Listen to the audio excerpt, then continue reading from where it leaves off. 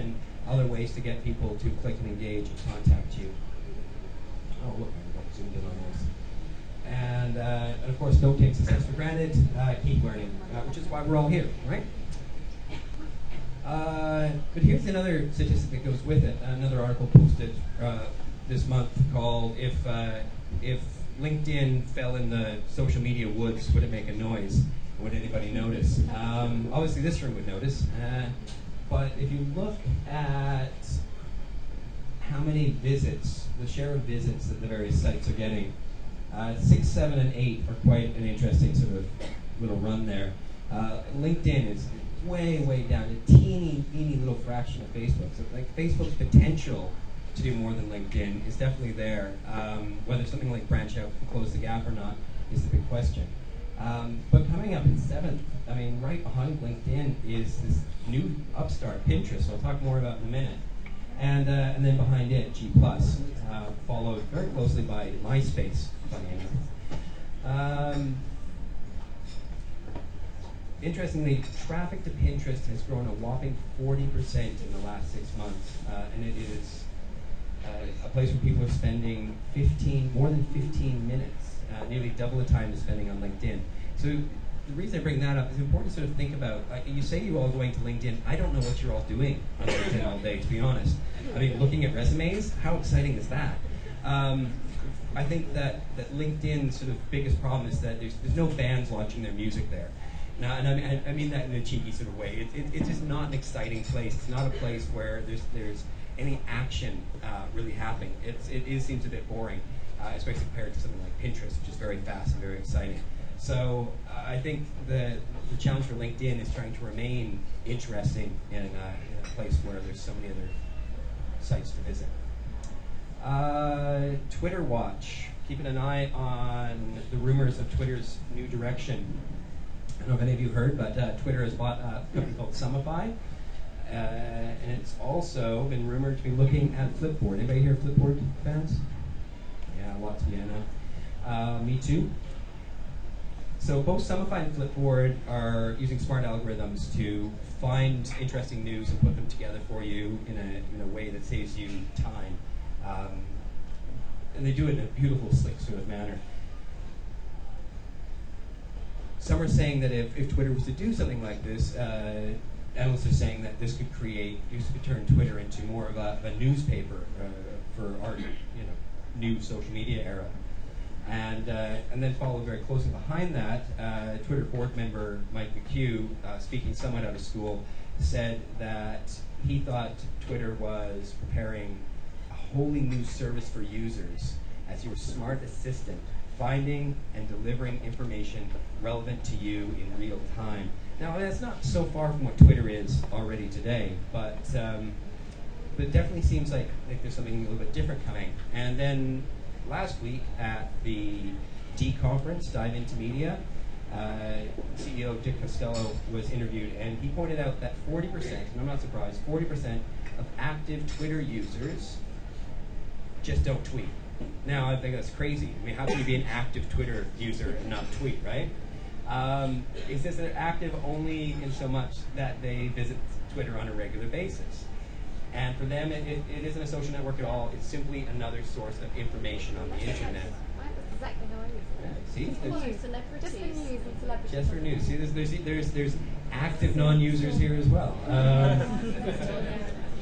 And this, I think, lends a lot of credit to this idea, which was backed up just a little bit further. Because you'd think, I would thought, when he was saying that, talking about this, I think, what a disaster! 40% of Twitter users aren't tweeting. I thought, oh, well, he must have something he's going to say about this. Yeah, he said, that's fantastic. Like, what?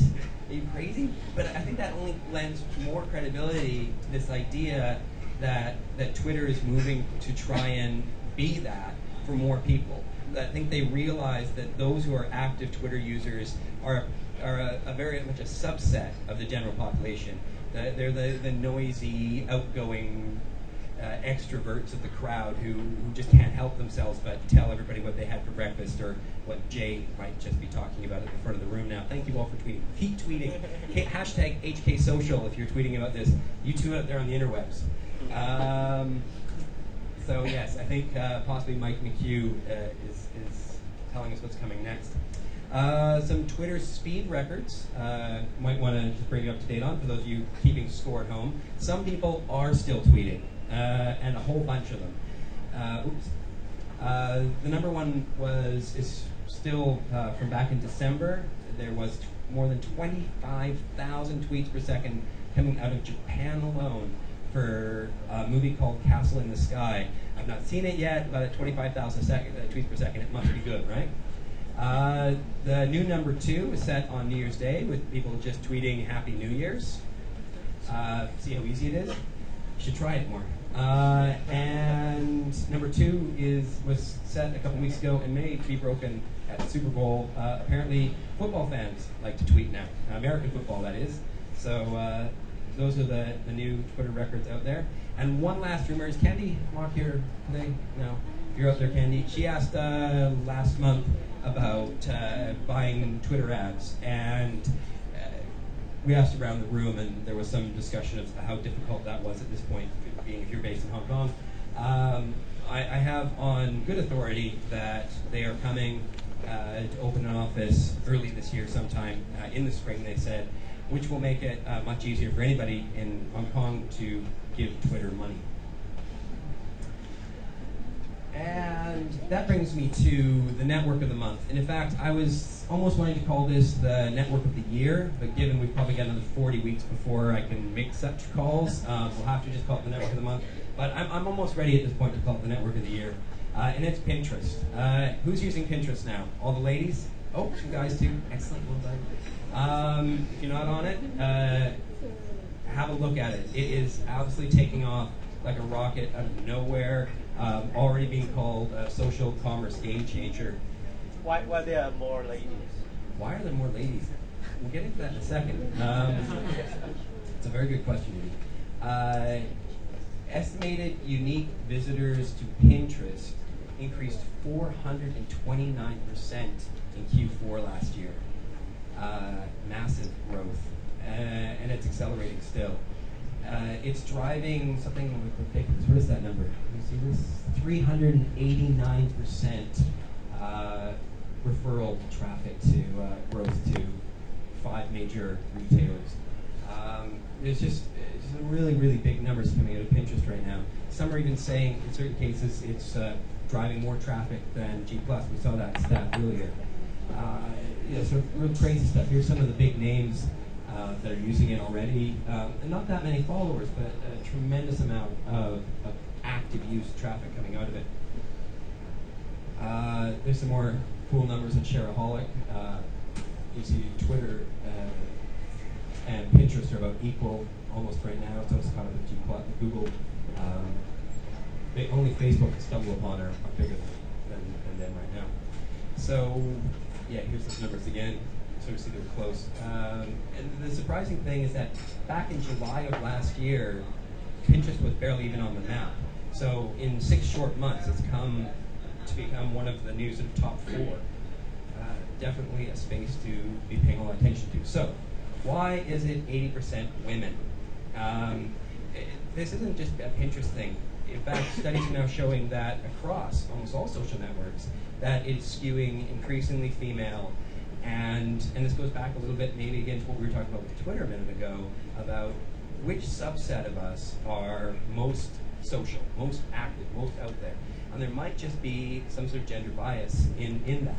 Now, of course, often where a network starts is where a network continues to go. And the early adopters of Pinterest seem to be younger sort of women into fashion. And so I think there was a lot of momentum sort of behind that. All right, who shared fashion pictures on Pinterest in the room here?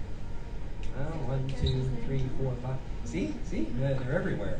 Have you shared? I read another article that a lot of early adopters are mom and also brides to be. Yes, the brides to be They is do exactly research. They share to everyone. Exactly. The wedding planning and the home decor crowds are monstrous on Pinterest. There's some more numbers for you there. But fear not, gentlemen. I have for you a few ways that men can use Pinterest. just so you know, it's not just for the ladies anymore. There's some great home repair project stuff out there. You cook hearty meals. There's great funny pictures. Lots of good Star Wars gadgets and toys. There's movies, music, books, clothing, accessories. You get this, guys, we're clothes too. And there's some workout stuff. You can get buff. And apparently, it's a great insight to the female psyche. And failing that, of course, it's also a place you can post pictures of hot chicks. No, I'm kidding. You're supposed to do that on Tumblr instead.